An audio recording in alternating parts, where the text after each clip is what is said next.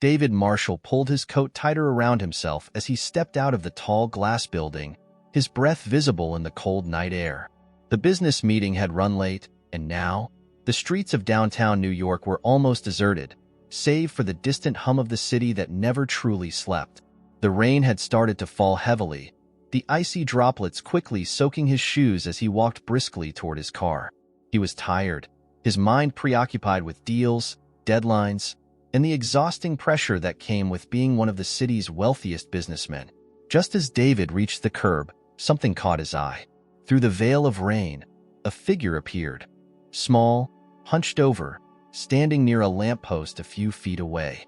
At first glance, it seemed like just another homeless person seeking shelter from the storm. But there was something different. Something about the way she stood.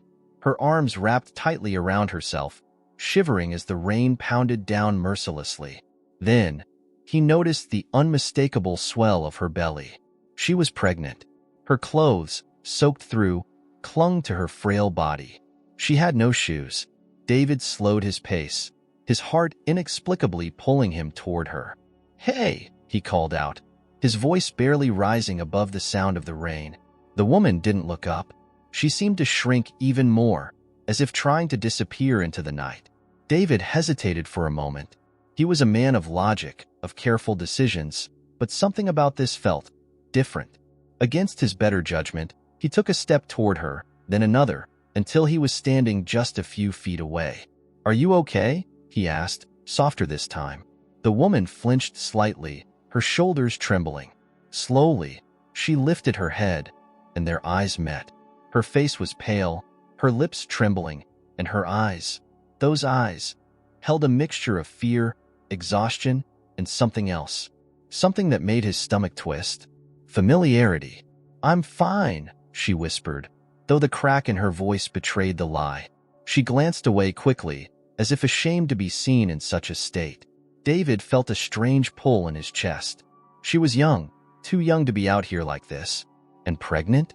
Alone in the middle of a storm? He couldn't just leave her here. His mind flashed to the many stories he'd read of tragedies in the streets, women forgotten by society, forced into desperation. He couldn't shake the feeling that walking away would haunt him forever. "Look," David said, his tone softening, "you can't stay out here. You'll freeze." She shook her head weakly. "I'll be fine. I don't need help." But she was shivering, her thin arms barely able to hold herself upright. He could see the pain etched in her face, a quiet suffering that broke through her attempt to remain strong. His own heart, which had been hardened by years of business, negotiations, and losses, stirred with a kind of empathy he hadn't felt in a long time.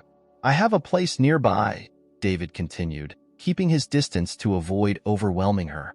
"You can warm up, get dry, just until the rain stops." The woman looked at him for a long moment, her eyes searching his face as if trying to decide whether he was someone she could trust. Finally, after what felt like an eternity, she nodded.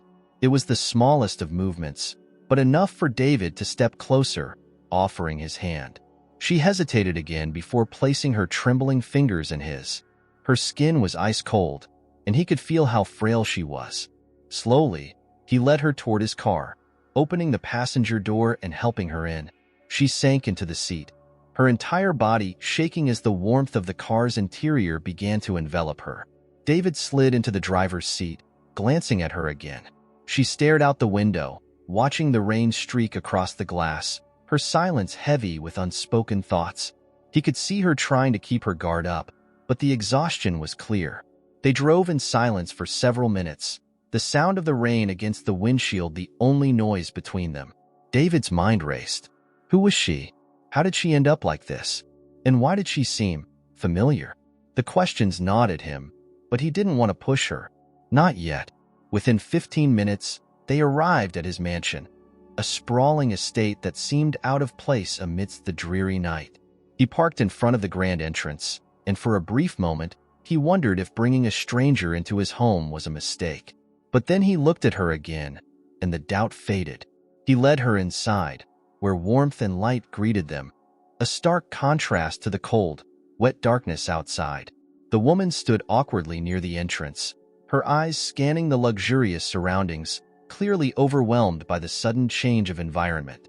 "I'll get you some dry clothes," David said, heading upstairs without waiting for a response. He returned a few minutes later with a towel and some comfortable clothes, things that once belonged to a woman he had loved, a memory he wasn't ready to confront tonight. He handed them to her, careful not to meet her eyes this time. "There's a bathroom down the hall if you want to change," he said quietly. She nodded, clutching the clothes to her chest as she made her way down the hall. David watched her disappear behind the door, the silence of the house settling in once again.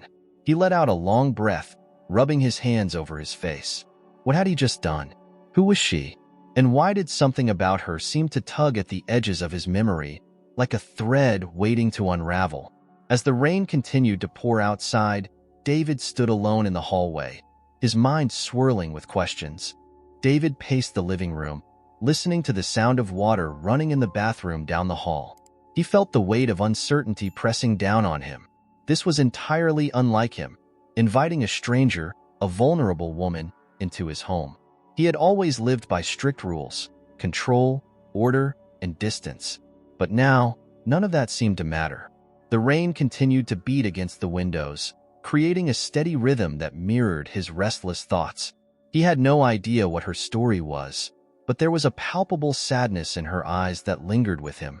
As much as he tried to rationalize the situation, something deep within him had shifted when he saw her standing alone in the rain. It wasn't just empathy. It was a connection he couldn't quite explain.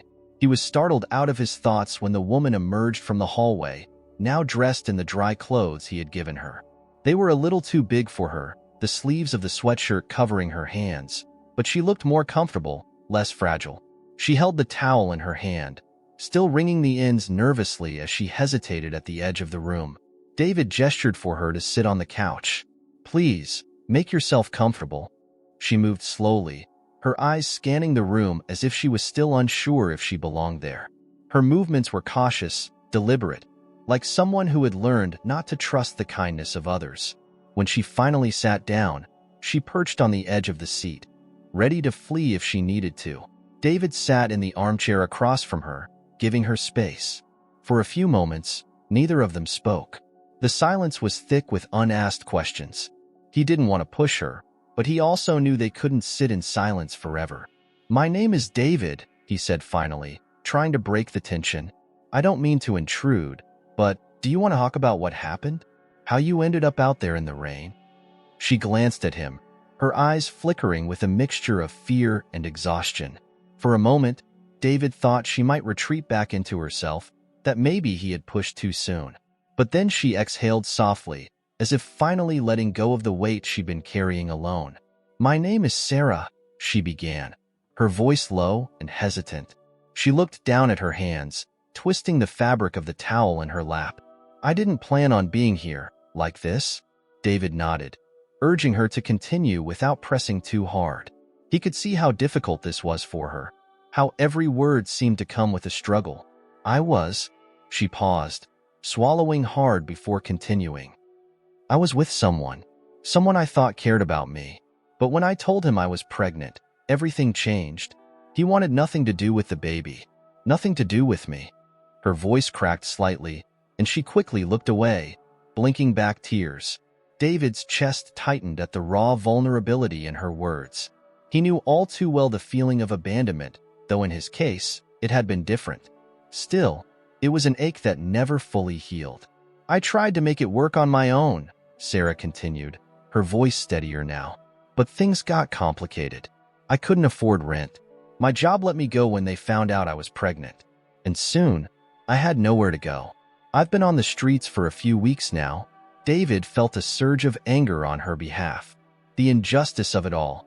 The fact that a woman could be cast aside so easily, left to fend for herself in a world that showed her no mercy. He leaned forward slightly, trying to offer some comfort without overwhelming her. "I'm so sorry," he said softly. "You didn't deserve that. No one does."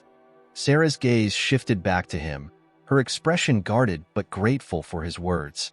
"I've been trying to stay strong," she whispered, "for the baby, but it's been hard." David's eyes instinctively moved to her stomach, and a wave of protectiveness surged through him. He had no idea why, but the thought of her being alone, vulnerable and pregnant, stirred something deep within him. It was more than just a desire to help, it was a need, a responsibility he couldn't ignore. "You don't have to do this alone anymore," David said, surprising himself with the certainty in his voice. "You can stay here for as long as you need. I'll help you." Sarah's eyes widened slightly, as if she couldn't quite believe what he was offering. "Why would you do that?" she asked, her voice barely above a whisper. "You don't even know me." David hesitated. It was a fair question. Why was he doing this? The logical part of his mind screamed that this was reckless, that he didn't know anything about this woman or her past. But then there was the other part of him, the part that had been stirred awake the moment he saw her in the rain. The part that knew this was the right thing to do, even if he couldn't fully explain why. "I don't know," he admitted quietly, "but I know what it feels like to lose someone, to feel alone, and I don't want that for you."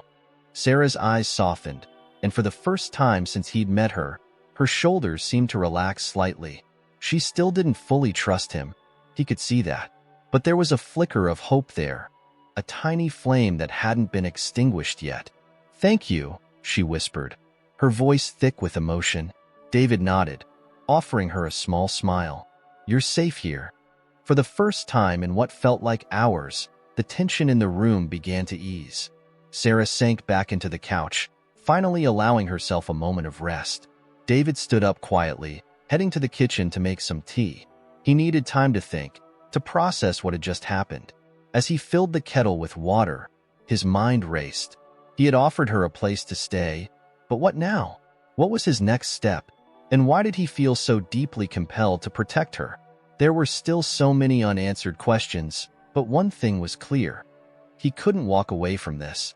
When he returned to the living room with 2 steaming mugs, Sarah was staring out the window, her eyes distant, lost in thought.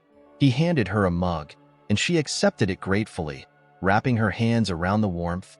"Thank you," she said again, her voice soft but sincere. "For everything." David sat down across from her, his mind still spinning with the gravity of what had just unfolded. He had a feeling that this was only the beginning. There was more to her story. He could feel it.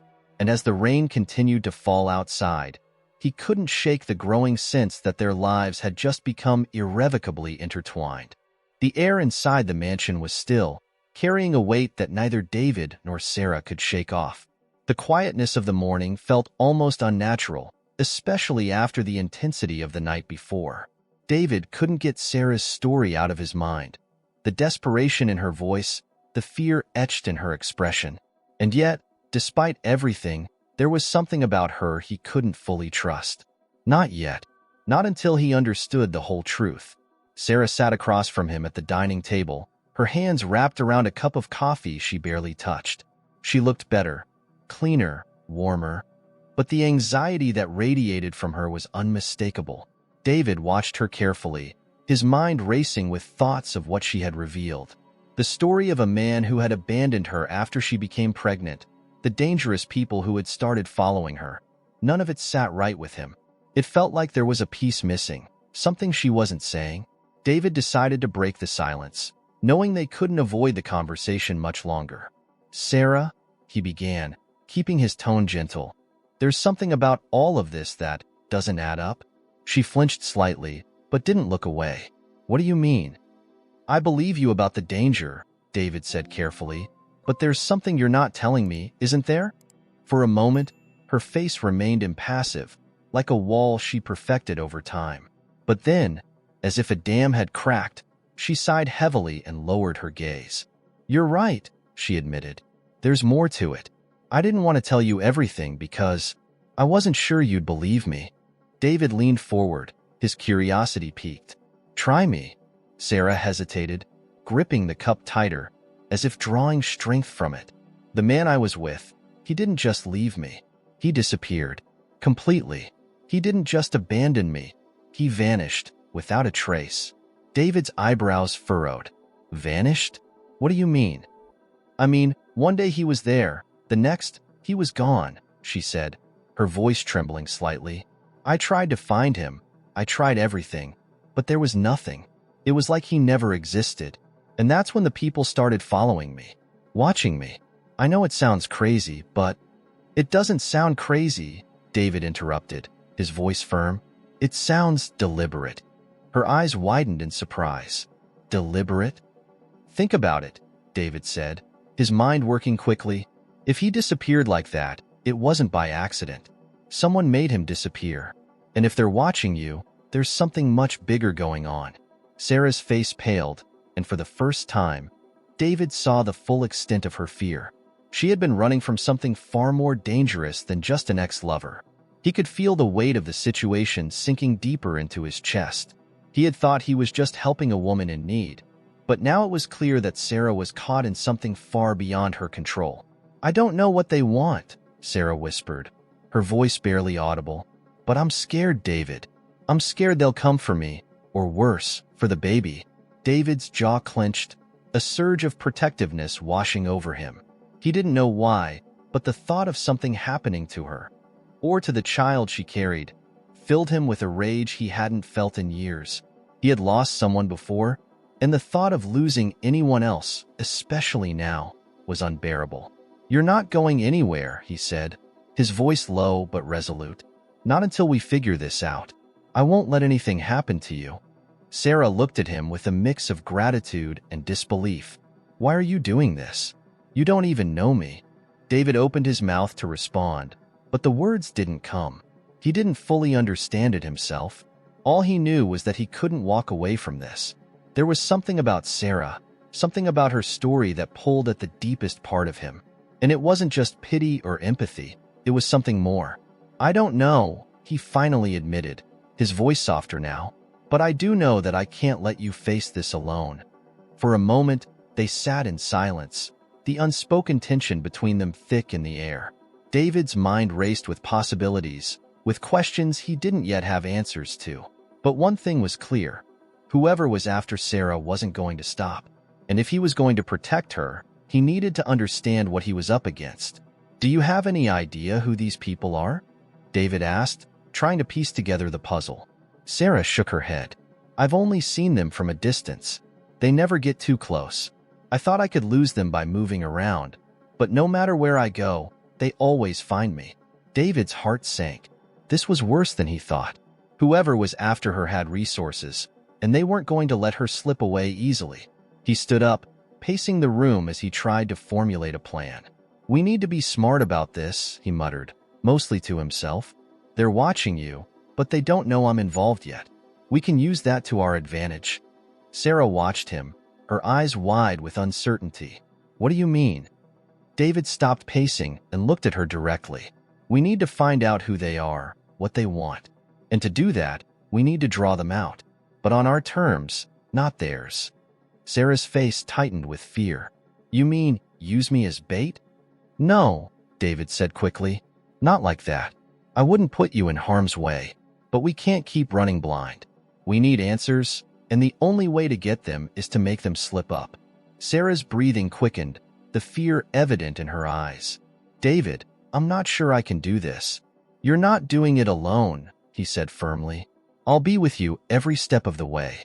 She looked at him, searching his face for any sign of doubt, but there was none. David's resolve was unwavering. He had made up his mind. He was going to protect her, no matter what it took. And as much as the thought of confronting whoever was after her terrified him, he knew there was no other option. Okay, Sarah whispered, her voice barely above a breath. Okay. David nodded, feeling the weight of their agreement settle between them. This wasn't going to be easy, but it was the only way. As they sat there, the morning sun filtering through the windows, David couldn't shake the feeling that they were on the edge of something big, something that could change everything. And though he couldn't explain it, he knew deep down that Sarah's past was somehow tied to his own. The pieces of the puzzle were starting to fall into place, but there were still too many missing. As the day stretched on, David made a silent vow to uncover the truth, no matter the cost. That night, the house was cloaked in an eerie stillness. David sat alone in his study, the flicker of the fireplace casting long shadows across the room.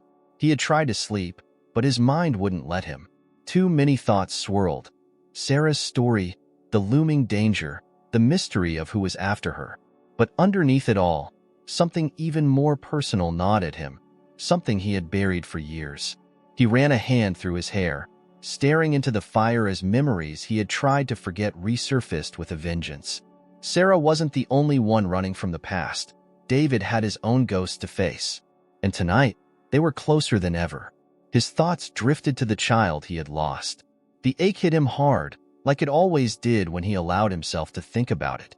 It had been years, but the pain never really went away. It was just buried, deep under layers of success, wealth, and distractions. But now, with Sarah's presence, the wound was reopening, and he couldn't stop it. David had been in love once, deeply, foolishly in love with a woman named Elise. She was everything to him, and when they found out she was pregnant, he had been ready to start a new life, a family. But then, everything fell apart. Elise had complications during the pregnancy, and when the day came, she didn't survive. Neither did the baby, or at least that's what they told him. He never saw the child. They said it was for the best, that the baby had passed shortly after birth. He never questioned it. The grief consumed him so completely that he couldn't even bring himself to ask for more details. He had lost them both in the blink of an eye, and in that moment, his life had changed forever. For years, David had carried that guilt, that gnawing emptiness, believing that if he had just done something differently, they might still be alive. He had thrown himself into his work, building an empire to fill the void. But no amount of money or success could replace what he had lost. And now, with Sarah's baby on the way, the memories of his own child flooded back, more vivid than ever. It was the cruelest twist of fate. Just when he thought he had finally put it all behind him, David stood, pacing the room, trying to shake the memories. But the more he fought them, the more they consumed him. Elise's face, the sound of her laughter, the plans they had made, and then the cold, sterile hospital room, the news that shattered his world. He had never really recovered from it. He never allowed himself to. And now here was Sarah, pregnant and alone, her life spiraling out of control just like Elise's had. He couldn't help but feel like the universe was playing some twisted game with him. Was he meant to save Sarah because he couldn't save Elise? Was this some cruel second chance he didn't ask for? As the fire crackled softly in the background, David leaned against the window, staring out at the darkened city below. The rain had returned, falling softly against the glass. It was almost peaceful, in a way, but inside, his mind was anything but. The quiet sound of footsteps pulled him from his thoughts. He turned to see Sarah standing in the doorway, her face pale and drawn. She looked like she hadn't slept either. She wrapped her arms around herself, her eyes flickering with uncertainty. "I didn't mean to interrupt," she said softly, glancing at the papers spread across his desk. David shook his head. "You're not interrupting. I couldn't sleep." "Me neither," she admitted, stepping hesitantly into the room. "Too much on my mind." She stood awkwardly by the door, as if unsure whether she was welcome. David gestured to the chair by the fire, inviting her to sit. Sarah moved cautiously, lowering herself into the chair and curling her legs beneath her. The firelight illuminated her face, highlighting the deep circles under her eyes. She looked exhausted, emotionally, physically, in every possible way. "I've been thinking about everything you told me," David said, sitting across from her. "About the people who are after you. About your situation." Sarah nodded, but didn't speak. She looked down at her hands, twisting her fingers nervously in her lap. "I know this is hard," David continued, his voice steady. "But I need to know everything, Sarah. I need to understand what we're up against." Her eyes flickered with fear, but she nodded. "I told you the truth," she said, her voice barely above a whisper. "But there's more to it. I didn't tell you everything, because it's too painful." David's stomach tightened. He had expected as much. "What do you mean?" Sarah hesitated, her eyes welling with tears she was clearly fighting to hold back. "The father of my baby. He wasn't just some random guy. I loved him. We were together for a long time, and I thought we were going to have a family together. But when I told him I was pregnant, he changed. He got distant, cold." David leaned forward, sensing that she was finally opening up, revealing the parts of the story she had hidden before. "He started getting involved with people I didn't know," Sarah continued, her voice trembling. "People who were dangerous. I think he owed them money or favors, something. I never got the full story, but I knew they were bad news. And when I told him about the baby, he panicked, said I needed to leave, that it wasn't safe anymore." David's heart clenched as he listened. This wasn't just a story of abandonment. It was a story of fear, of someone running from a life that had spiraled out of control. "And then, one night, he just disappeared," Sarah whispered, wiping at her eyes. "I tried to find him, but there was nothing, no trace of him anywhere. And that's when they started coming after me. I don't even know what they want. Maybe they think I know something, or maybe they just want me gone. But I'm scared, David. I'm scared for me and for the baby." Her voice cracked, and she quickly covered her face with her hands, trying to stifle the sobs that were building inside her. David felt a surge of protectiveness wash over him. He crossed the room and knelt in front of her, gently pulling her hands away from her face. "Sarah," he said quietly, "you're not alone in this anymore. I promise you, I'm going to help you." She looked up at him, her tear-streaked face full of uncertainty. "Why?" she whispered. "Why are you doing this? I'm just some girl. Why do you care?" David didn't have a clear answer. He could feel the unspoken connection between them, but he couldn't put it into words. All he knew was that he couldn't let her face this alone. He had failed to save the woman he once loved. He wasn't going to make that mistake again. "Because I've lost people too," David said softly. "And I know what it feels like to think there's no one left." For a long moment, they sat there in silence, the crackling of the fire the only sound in the room. Sarah's tears slowly dried, and for the first time, she seemed to believe him. The ghosts of their pasts hovered in the room, unspoken but undeniable. And as the night wore on, David realized that the road ahead was far more dangerous than he had anticipated.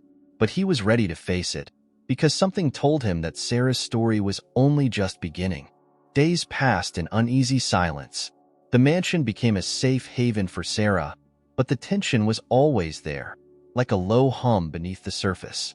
David had hired private security, and although no one had shown up at the gates, the feeling of being watched never quite left them.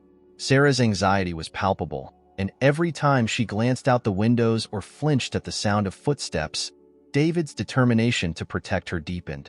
One afternoon, Sarah was in the living room, absent-mindedly flipping through an old magazine when the doorbell rang. The sudden sound made her jump. David, who was in his office down the hall, appeared almost immediately, his expression tense. Neither of them had been expecting visitors. "I'll get it," he said, glancing at her reassuringly. Sarah nodded, her heart pounding in her chest as she watched him disappear toward the front door.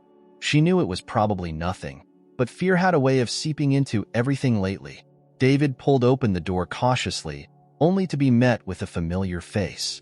It was a woman, petite, with dark hair tied back and a warm smile that quickly faded as she glanced over David's shoulder.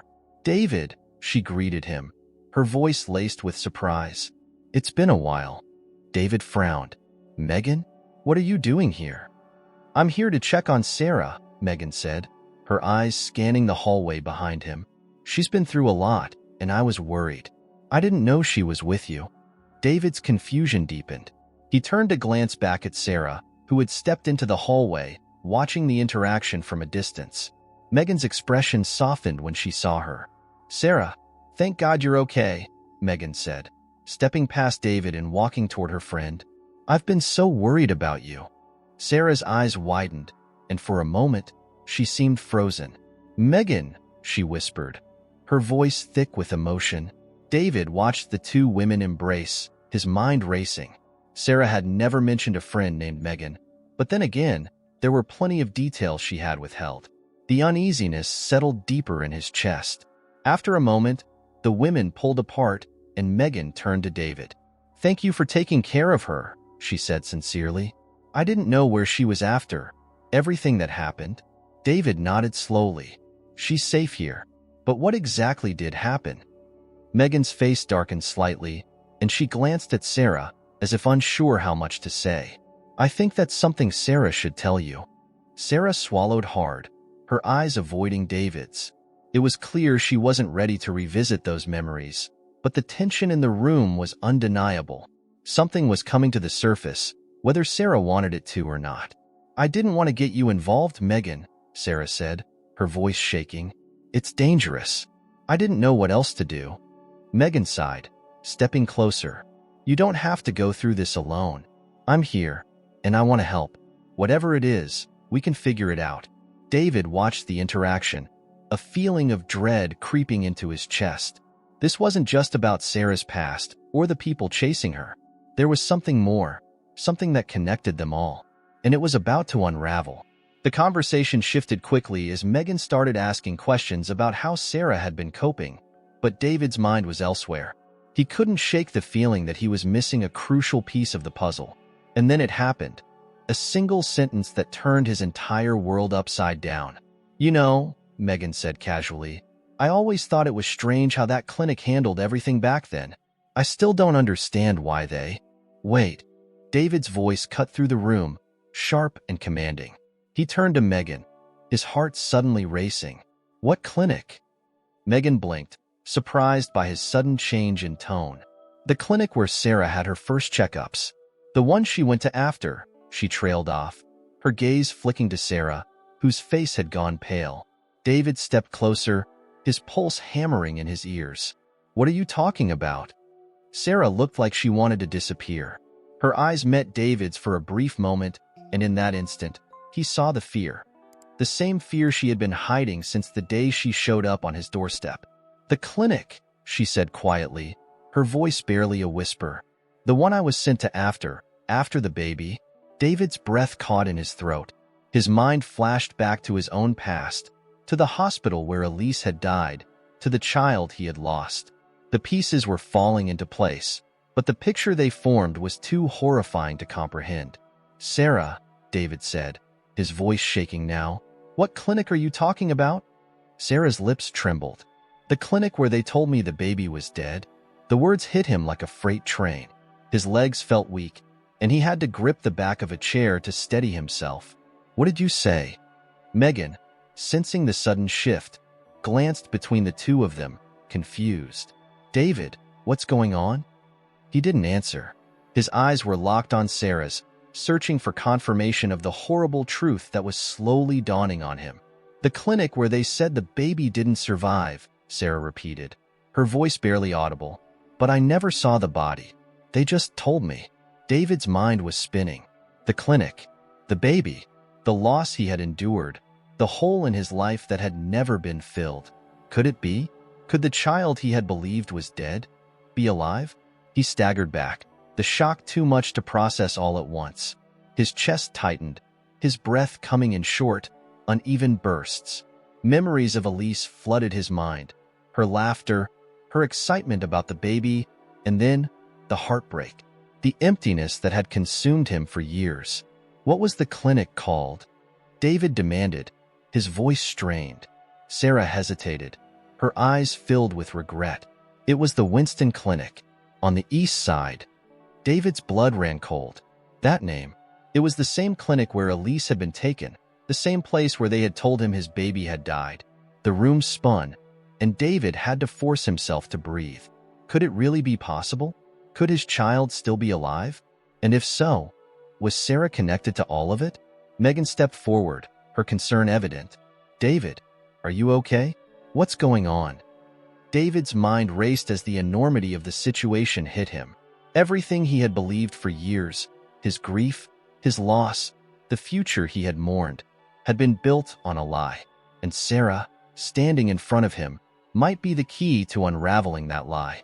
We need to find out the truth, David said, his voice hollow. We need to find out what really happened at that clinic. The room fell into a heavy silence as the implications of his words settled over them all. The air was thick with tension as David stood by the window, staring out at the rain-soaked city. His mind was a whirlwind of thoughts, memories colliding with the present, emotions he thought he had buried surging back with a vengeance. The clinic, the child, Elise. Could it all be connected? Could the son he thought he lost still be out there, alive? Behind him, Sarah sat on the couch, her hands clasped tightly in her lap. Megan stood nearby, watching both of them with a mix of confusion and concern. No one spoke. The weight of what had just been revealed seemed too heavy for words. David finally turned away from the window, his eyes locking onto Sarah's. "We need answers," he said, his voice quiet but firm. "And we need them now." Sarah's face was pale, her expression torn between fear and guilt. "I don't know what to tell you, David," she whispered. "I didn't know any of this about you, about the clinic. I thought my baby was gone." David's stomach churned at the mention of the baby. His mind was spinning, trying to connect the dots, but nothing made sense yet. How could their lives have crossed in such a way? How could both of them have ended up at the same clinic, under the same circumstances, without knowing it? Megan cleared her throat, stepping forward. "If what you're saying is true, then the clinic was involved in something much bigger than we ever realized. But why? Why would they lie about something like this?" David shook his head, his frustration growing. "I don't know, but I'm going to find out." He pulled out his phone and quickly dialed a number, pacing the room as he waited for the call to connect. After a few rings, a familiar voice answered. "Mr. Marshall, it's been a while." "Henry," David said, his tone clipped, "I need your help with something. I need to dig into some records. Specifically, from the Winston Clinic." There was a pause on the other end of the line. "The Winston Clinic? That place has been shut down for years." "I know," David replied, running a hand through his hair, "but I need information about what happened there. From about 7 years ago. Anything you can find on their practices, their staff, any irregularities." Henry's voice took on a more serious tone. "I'll look into it, but from what I remember, that clinic had a lot of shady rumors around it. You sure you want to go down this road?" David glanced at Sarah, then back out the window. "I don't have a choice." "All right, give me some time. I'll get back to you." David hung up the phone and turned back to the room. Megan was pacing now, her arms crossed, while Sarah sat still, staring at the floor. The gravity of what they were facing was starting to sink in, and no one knew what to say. Finally, Megan broke the silence. "Do you really think this could be true? That your child, both of your children, could still be out there?" David clenched his fists, the thought of it almost too overwhelming to consider. "I don't know, but if there's even a chance, I have to find out." Sarah looked up at him, her eyes glistening with unshed tears. "David, I don't know how to help. I don't even know if I can help. I've been so lost. I never thought there was any hope." David's heart clenched. He knelt in front of her, gently taking her hands in his. "Sarah, this is more than just your story now. It's our story. Whatever happened at that clinic, we're both a part of it, and we need to find out the truth, for both of us." She nodded, swallowing hard. "I just don't want you to get hurt because of me." "I'm already in this," David replied, his voice soft but resolute. "We both are, and I'm not giving up until we know the truth." Megan, watching the interaction, took a deep breath. If the clinic was involved in something illegal, like trafficking or selling babies, then we're dealing with dangerous people. People who will go to great lengths to keep their secrets hidden. David stood, his jaw tightening. "Then we'll have to be smart about it. But I won't let them get away with this. Not after everything they've taken." The room fell into silence again as they each grappled with the enormity of what lay ahead. The idea that their children could be alive was almost too much to process. But with that sliver of hope came a deep, gnawing fear. What if it wasn't true? What if they were chasing ghosts? Or worse, what if they uncovered something they weren't prepared to face? Later that evening, Sarah sat alone in the guest bedroom, staring out the window at the darkened sky. The rain had stopped, but the heaviness in the air remained. She couldn't stop thinking about David, about the way his face had changed when he realized the connection between them. He had lost so much, just like she had. And now, they were both standing on the edge of something that could change everything. A soft knock on the door broke through her thoughts. She turned to see Megan standing in the doorway, her expression somber. "Hey," Megan said quietly, stepping into the room. "How are you holding up?" Sarah shrugged, her voice barely audible. "I don't even know anymore." Megan sat on the edge of the bed, her eyes filled with concern. "I've known you for years, Sarah, and I've seen you go through some tough times. But this is something else entirely. I don't know how to feel," Sarah admitted, her voice trembling. "Part of me wants to believe that maybe, just maybe, everything they told me was a lie.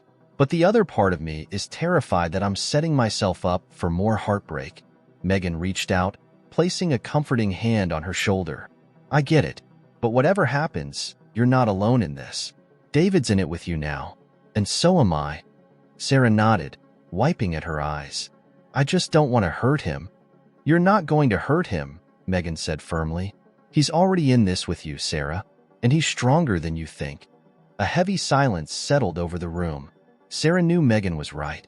David had already risked so much to help her, and now they were bound together by the secrets of their pasts. But that didn't make the fear go away. "What if we're wrong?" Sarah whispered, her voice barely audible. "What if there's no child? What if it's all been a lie?" Megan's expression softened. "Then we'll face it together. Whatever the truth is, we'll handle it."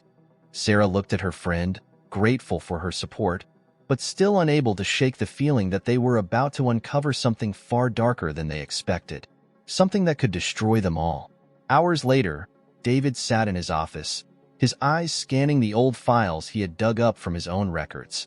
The Winston Clinic had been a small, unremarkable place, known for its discreet services. But after Elise's death, rumors had started to swirl, whispers about illegal adoptions, baby trafficking, and forged death certificates. David had dismissed them at the time, too deep in his grief to care. But now those rumors felt all too real. His phone buzzed on the desk, jolting him from his thoughts. He quickly answered, his heart racing. "David, it's Henry," the voice on the other end said. "I found something." David's pulse quickened. "What is it?" "There are records, David. Records of babies that were marked as deceased, but were actually sent to different families. There's a trail, but it's buried deep. The Winston Clinic was involved in some serious corruption, and it looks like your case was one of them." David's breath caught in his throat. "Are you saying?" "I'm saying your child may still be alive, David, but there's more. This wasn't just a one-off case. They did this to multiple families." David's grip tightened on the phone.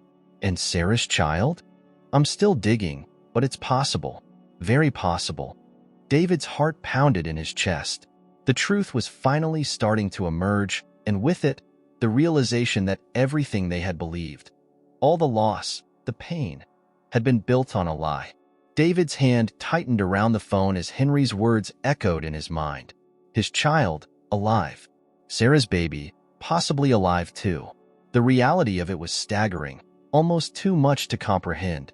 For years, David had grieved for a life lost, carrying the weight of that loss like an anchor. And now, with a few sentences, everything had changed. "David?" Henry's voice broke through his stunned silence. "Are you still there?" "I'm here," David managed to say, his voice hoarse. "You're sure about this? About the clinic?" "As sure as I can be, given the records," Henry replied. "It's all there, buried deep, but it paints a clear picture. The Winston Clinic was involved in a black market baby adoption ring. They faked deaths, told families their children were gone, and then sold those babies to desperate couples looking to adopt. It's sick, David. They preyed on grieving families." David's stomach churned with disgust. The anger that had simmered inside him for years flared into a white-hot rage. How could they have done this? To him, to Sarah, to all those families? He had spent years thinking his child was dead. The loss had shaped his entire life. And now, to find out it had all been a lie. "I want to know everything," David said through clenched teeth. "Names, records, every person involved." Henry hesitated. "It won't be easy. This kind of thing doesn't just happen without protection. Whoever ran this operation had powerful people backing them. But I'll keep digging. In the meantime, you need to be careful, David. If they find out you're investigating, they won't hesitate to come after you." Or Sarah. David's gaze shifted to the door of his office, where just beyond it, Sarah was sitting, waiting. She had been through enough. She didn't deserve to be pulled even deeper into this nightmare. But there was no avoiding it now. Their lives were entwined by a shared tragedy, and the only way out was through. "Thanks, Henry," David said, his voice low. "Keep me updated." He hung up and stood in silence for a moment, trying to calm the storm of emotions raging inside him. There was no time for anger or grief right now. He needed to act. And the first step was telling Sarah the truth. David found her sitting in the living room, the soft glow of a lamp casting shadows on her face. She looked up as he entered, her eyes searching his, and he could see the fear there. She knew something had shifted. "David," she asked, her voice trembling, "what did you find out?" He sat down across from her, his mind still reeling from the weight of what he was about to say. He took a deep breath, steadying himself before speaking. "The clinic," he began slowly, "was part of something bigger. They didn't just handle normal adoptions. They were involved in a scheme, an illegal operation where they told parents their babies had died, but in reality, they were selling those babies to other families." Sarah's face went pale, her breath hitching as the words sunk in. "What? That can't be." "I have proof," David interrupted gently. "The records. Everything points to it. Your baby, my baby, they were part of this. We were both lied to, Sarah." For a moment, she sat in stunned silence, her hands gripping the armrests of the chair. Then, as if the reality of it hit all at once, her body began to tremble. "No," she whispered, shaking her head. "No, that can't be true. I saw the doctor. They told me they lied to you," David said firmly, leaning forward. "Just like they lied to me. They faked the deaths, Sarah. There's a chance your child is still out there, alive." Tears welled in her eyes, her chest heaving as she struggled to process the information. "But how could they do that? How could they take our babies and sell them?" "It's evil," David finished for her, his voice bitter. "It's evil, and we're going to bring it to light. But first, we need to find out where they are. We need to find them." Sarah wiped at her eyes, nodding shakily. "But where do we start? How do we even begin to look for them?" David's mind raced through the possibilities. He knew it wouldn't be easy. The people who ran this operation had covered their tracks for years, but they weren't invincible, and now that he knew what he was up against, he wouldn't stop until he found the truth. "We start with the clinic," David said decisively. "We need to go back to where it all began. There might be something there. Records, people who worked there, anything that can give us a lead." Sarah swallowed hard, her hands trembling in her lap. "And what if we find out? What if they really are gone?" David reached across the small table between them, taking her hands in his. "Then we face it together," he said softly. "But we can't stop now. We have to know." The fear in Sarah's eyes was palpable, but she nodded, squeezing his hands in silent agreement.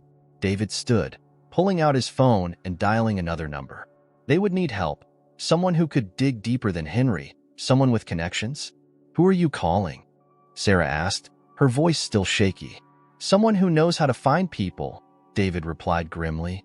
The next day, they met with an investigator David had worked with in the past, a man named Richard, who had a reputation for finding answers when no one else could.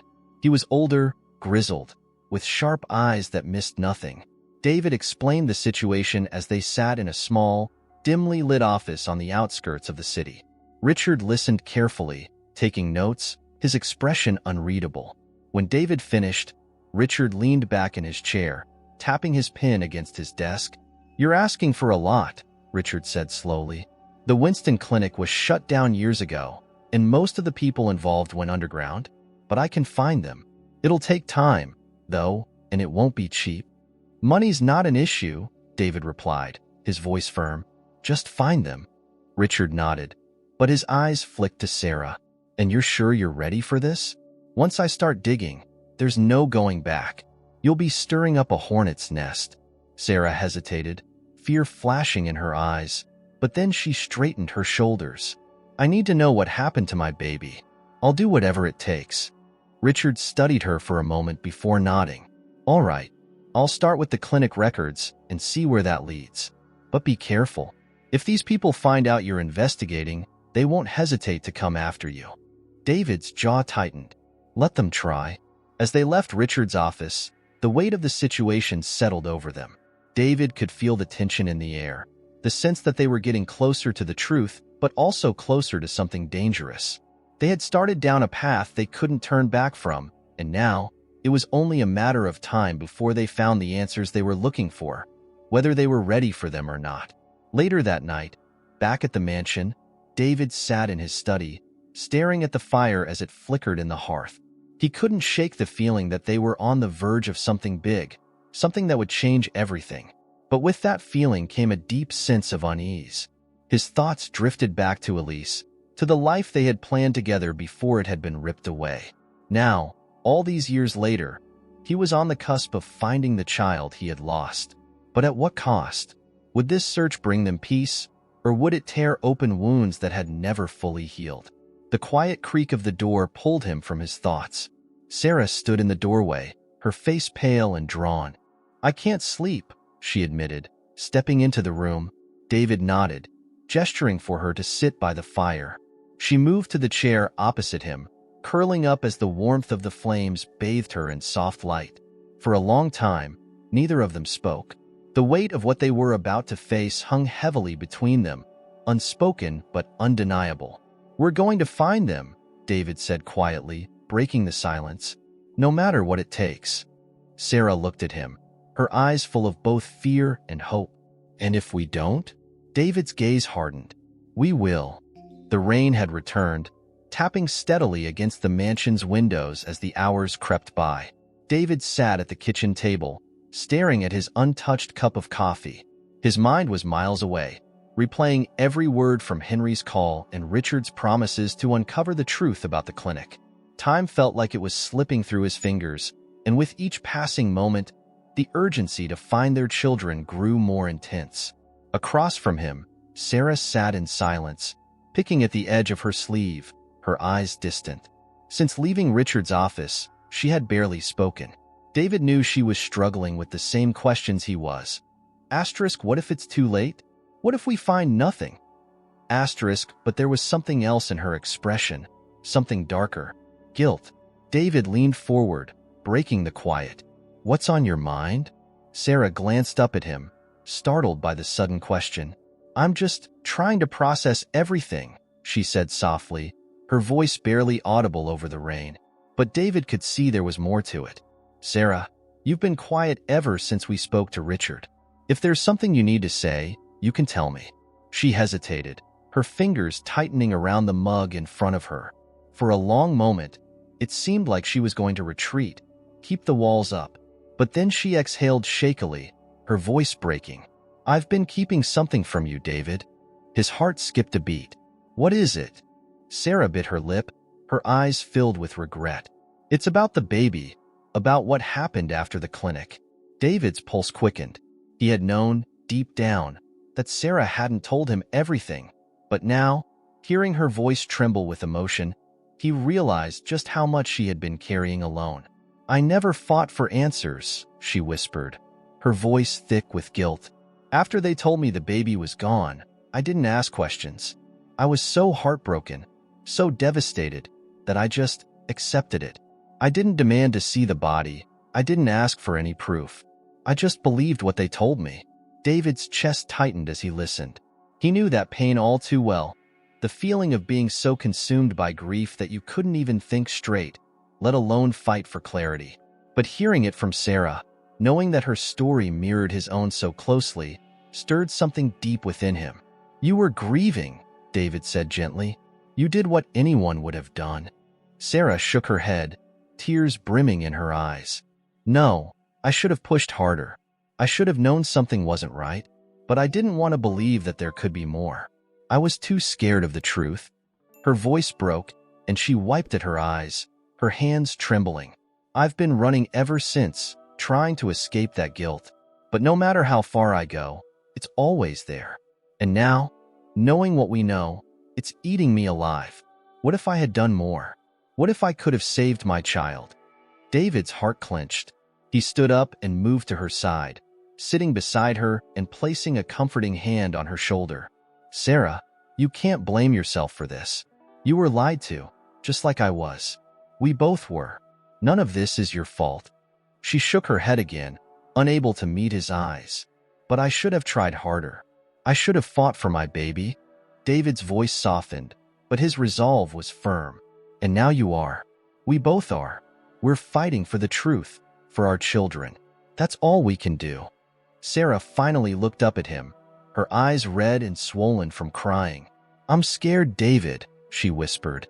What if it's too late? What if we never find them? David's stomach twisted at the thought.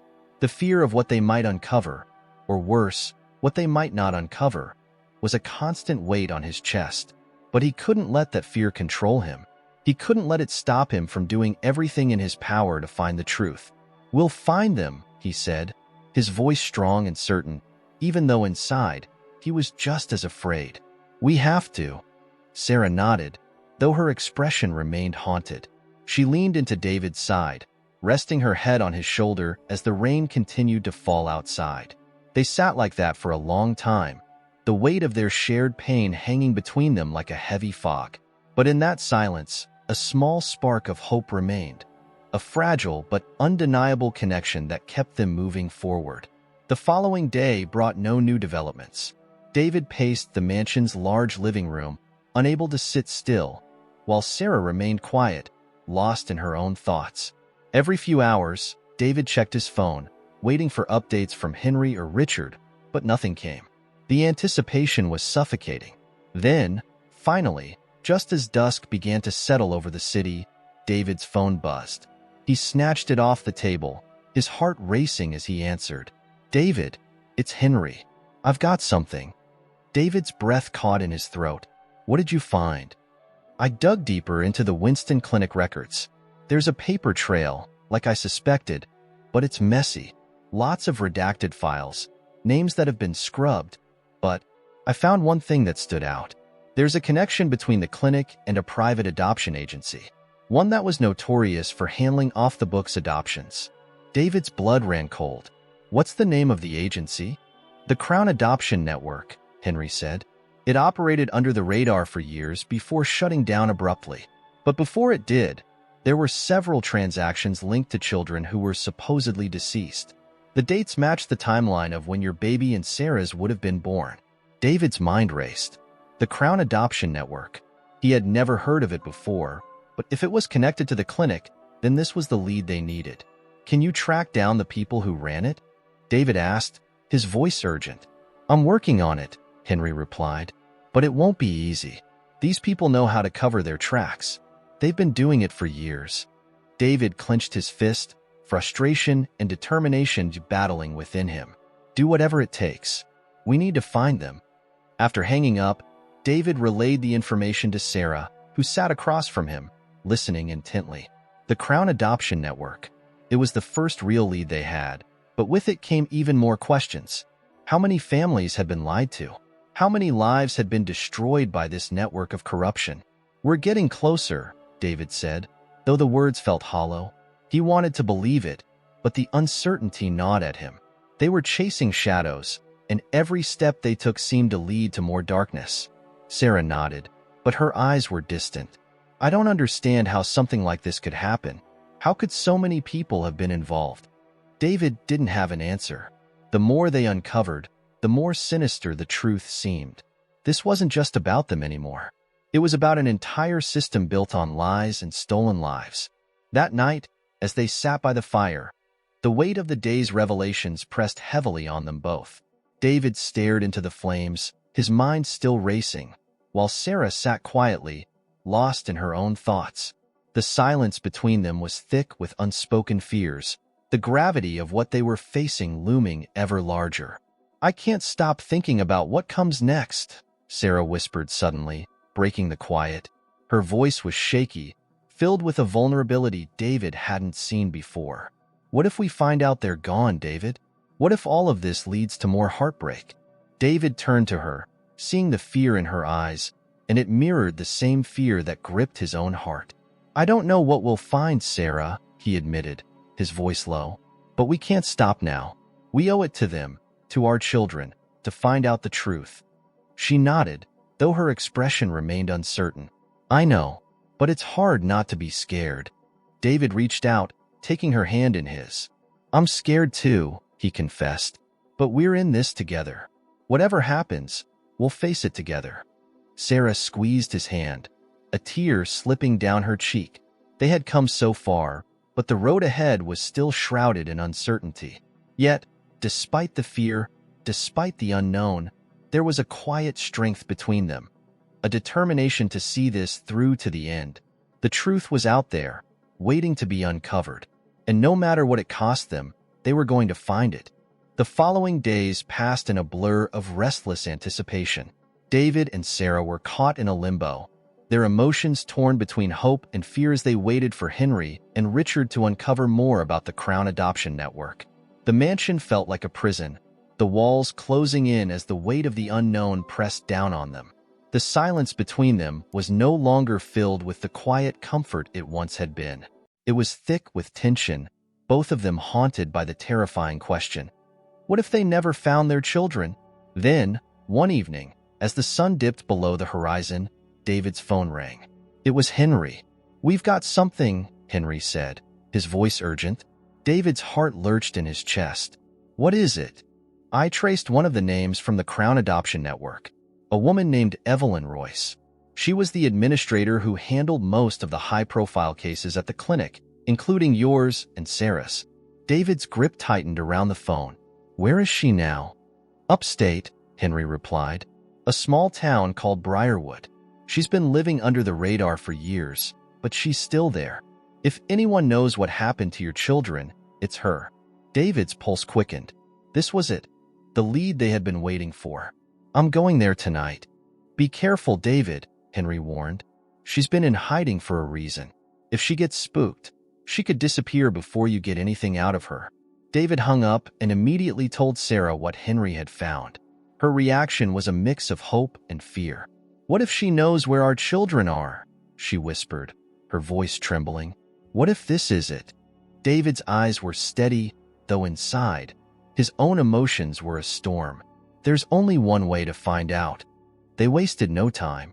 Within the hour, David and Sarah were in his car, speeding toward Briarwood, a sense of urgency gripping them both. The night stretched ahead of them, the highway slick with rain. Sarah was silent beside him, her hands clenched tightly in her lap, staring out the window as the miles flew by. David's mind raced.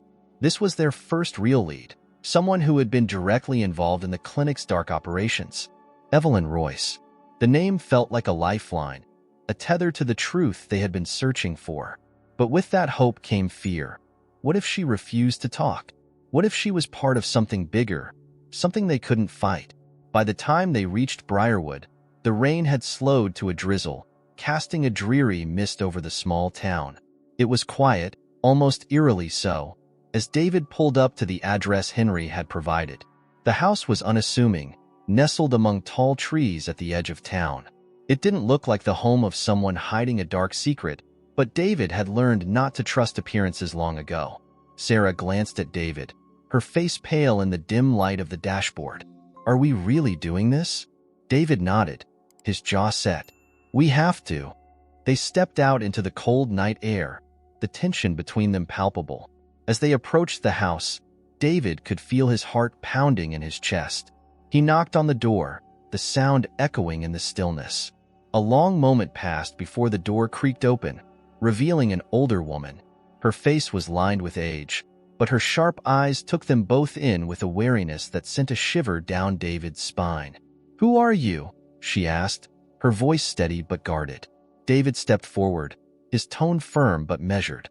"We're here to talk about the Winston Clinic, about the Crown Adoption Network." Evelyn's face tightened, her eyes narrowing. "I don't know what you're talking about." "Please," Sarah interjected, her voice filled with desperation. "We know who you are. We know you were involved. We just want to know the truth. What happened to our children?" Evelyn's eyes flicked to Sarah, something like recognition flashing in them, but she quickly masked it. "You need to leave," she said coldly, beginning to close the door. David reacted quickly, stepping forward to block the door from shutting. His voice was calm but unyielding. "We're not leaving until you tell us what you know. We've been searching for years. Our children, both of them, were taken from us. We were told they were dead, but we know that's not true." Evelyn's hand faltered on the door, her expression shifting. For a moment, it looked like she might still slam the door in their faces, but then something broke in her resolve. She sighed heavily, stepping back to let them in. Inside, the house was dimly lit, filled with old furniture and the smell of dust. Evelyn gestured for them to sit, but David and Sarah remained standing, the tension in the room too thick to allow them to relax. Evelyn sat down heavily in a worn armchair, her eyes fixed on the floor. "I knew this day would come," she said quietly, her voice weary. "I've been waiting for it." David's heart raced. "Then you know why we're here." She nodded slowly, her hands wringing in her lap. "I worked for the Winston Clinic, yes. I handled certain cases like yours." Sarah stepped forward, her voice trembling. "What happened to our babies?" Evelyn looked up at them, her expression filled with something close to regret. "The clinic was involved in illegal adoptions. We told families their children were dead, but in reality, those babies were sent to wealthy couples who were desperate to adopt. It was all about money. A baby who was supposedly deceased could be sold for a fortune." Sarah let out a choked sob, her hand flying to her mouth as the truth hit her like a tidal wave. David felt the ground shift beneath him, his mind struggling to process the enormity of what Evelyn was saying. "You took our children," David said, his voice low with barely contained anger. "You lied to us." "I didn't take them," Evelyn whispered, her eyes filled with guilt. "I was just a cog in the machine, but I helped facilitate it. And for that, I'm sorry." "Sorry?" Sarah's voice broke. "Our children are gone because of you." Evelyn flinched, but she didn't deny it. "I know," she whispered. "I know." David's fists clenched at his sides, his fury barely contained. But anger wasn't going to help them now. They needed answers. "Where are they?" he demanded, his voice tight. "Where are our children?" Evelyn hesitated, her face etched with fear and regret. "I don't know exactly. I swear, I don't." Once the babies were handed over, they disappeared into the system. "But," she trailed off, her eyes flicking to David. "But what?" David snapped. Evelyn swallowed hard. "I remember your case," she said, her voice barely above a whisper. "The adoption, it didn't go through like the others. There was something wrong with the paperwork, something that delayed the process. Your baby, your son, he was placed in foster care instead of being sold." David's heart stopped. "Foster care? Where?" "I don't know," Evelyn admitted, tears brimming in her eyes. "But there's a record, a file. I can help you find it." David's mind raced. His son, his child, could still be out there, alive, waiting. Sarah's child, too. "And Sarah's baby?" he asked, his voice hoarse. Evelyn looked at Sarah, her expression pained. "I don't have the records for her case, but I can help you find them. There's a network, people who know where these children were placed. I can get you in touch with them." For a moment, no one spoke. The gravity of what Evelyn had revealed hung in the air like a heavy fog. David and Sarah had spent years grieving children they thought were dead, and now, in the span of a few minutes, everything had changed. Their children were alive. But finding them would be the hardest part yet. David looked at Sarah, her tear-streaked face mirroring the same mix of hope and fear that churned inside him. They were on the edge of something monumental, but the path ahead was treacherous. "We'll find them," David said softly, his voice filled with determination. "We'll find them." The days following their conversation with Evelyn felt like a blur. David and Sarah had been consumed by a mix of hope and dread, anxiously awaiting the next call that might change everything. And then it came. "I found him," Richard had said. David's heart stopped. His son, alive. His name was Matthew, and he had been living with a foster family in upstate New York. David couldn't breathe. After years of believing his child was gone, this was the moment he had hoped for but never truly expected. David and Sarah prepared quickly, their emotions barely contained. While they still hadn't found Sarah's child, she pushed David forward, urging him to meet Matthew. "Go," she had said. "We'll find my baby, but this is your moment." The drive upstate felt like a dream. When David arrived at the modest house, his nerves were frayed. But as the door opened and he laid eyes on Matthew for the first time, the world seemed to slow. The boy, his boy, stood there, curious but calm. "Hi," Matthew said shyly, glancing up at David with innocent eyes. He had no idea who David was. David knelt, tears threatening to break through. "Hi, Matthew. It's so good to meet you." They spent the afternoon together, the foster parents kind and open, describing Matthew's life, his hobbies, his bright, curious nature. Every word felt like a piece of the life David had missed. He listened, feeling both joy and grief. Joy for this reunion, grief for the lost years. By the time the day ended, David felt a connection he couldn't put into words. He promised Matthew he'd return soon, and when he hugged his son for the first time, it felt like a piece of his broken heart had finally been restored. When David returned home, Sarah was waiting by the fire. She looked up as he entered, her face filled with hope and quiet sadness. "How was it?" she asked, her voice barely above a whisper. David sat beside her, taking her hand. "He's incredible, Sarah. He's everything I imagined." Tears filled her eyes, but she smiled. "I'm so happy for you." David squeezed her hand tighter. "We'll find your child. I promise you." Sarah nodded, and they sat together in silence, knowing their journey wasn't over. David had found his son, and now the search for Sarah's child continued. But in that moment, they shared something deeper: hope. The truth had brought them here, and together, they would face whatever came next.